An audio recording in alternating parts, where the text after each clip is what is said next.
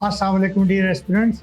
मैं हाजिर हूँ वीकली एनालिसिस में आज की करंट न्यूज़ के साथ। तो आज जो है मैं बात करूंगा डी डॉलराइजेशन के हवाले से और स्टेट ऑफ हॉर्मुज के साथ। देखिए, इस वक्त स्टेट ऑफ हॉर्मुज ब्लॉक है और ईरान ने उस पर कंट्रोल हासिल किया हुआ है और ईरान वहाँ पे जो करेंसी लेन देन के लिए यूज़ कर रहा है शिप्स के साथ, और जो टोल वहाँ पे कलेक्ट कर रहा है वो एक क्रिप्टो करेंसी में कर रहा है या युआन को यूज़ कर रहा है, यानी चाइनीज करेंसी को। वो डॉलर में लेन देन नहीं कर रहा। तो अमेरिका ने जो एक सिस्टम स्टैब्लिश किया था पेट्रो डॉलर्स का 1970s में, जब सऊदी अरेबिया के साथ अमेरिका ने डील की थी कि सारा ये जो तेल का लेन देन होगा वो डॉलर में हुआ करेगा, और इस तरह से डॉलर जो है वो एक ग्लोबल करेंसी के तौर पे इमर्ज होकर दुनिया में आया था।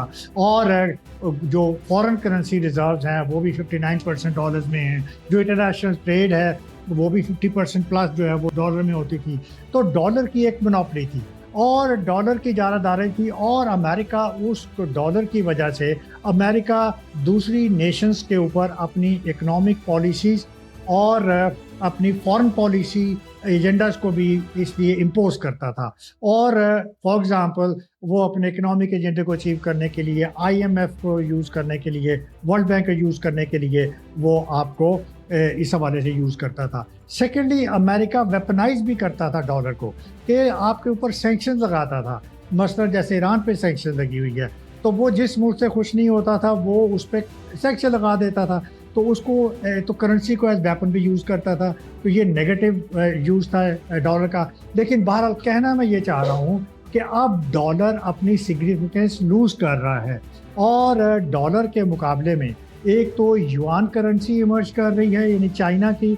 तो चाइना एक स्ट्रॉन्गर पोजीशन में आ रहा है और ईरान ऑलरेडी ये स्टेट ऑफ हॉर्मुज में एक तो ये कर रहा है। तो ये अमेरिका की जो मोनोपोली है वो टूट रही है, और जो अमेरिका के एनर्जी मार्केट में जो डॉलराइजेशन थी वो डी डॉलराइज एनर्जी मार्केट जो है वो इमर्ज कर रही है। दूसरी बात ये है कि अमेरिका जो एक सिंगल नेशन की फिर जो इजारादारी थी, एक यूनिपोलर वर्ल्ड था, दुनिया के पास कोई और ऑप्शन नहीं होती थी। अब दुनिया के पास ऑप्शंस आ रही हैं। चाइनीज़ करेंसी है, रशियन करेंसी है, और ये आपको पता है कि ब्रिक्स एक ऑर्गेनाइजेशन है जिसमें रशिया भी है, चाइना भी है, इंडिया भी है।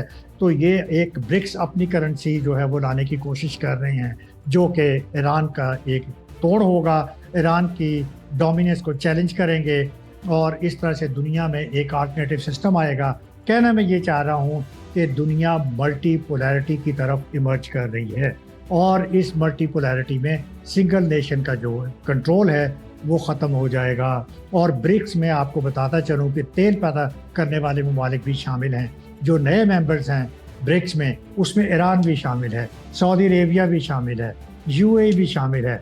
इस तरह से ये एक जो दुनिया के पास बहुत बड़ी ऑप्शन उनके पास आ रही है डॉलर के मुकाबले में। और पाकिस्तान की चलते चलते मैं बात करता जाऊं कि पाकिस्तान भी इंटरेस्टेड है ब्रिक्स को ज्वाइन करने में और इस नए करेंसी इंफ्रास्ट्रक्चर को ज्वाइन करने में। इसी के साथ इजाज़त दीजिएगा, अपना ख्याल रखिएगा। अल्लाह हाफ़िज़।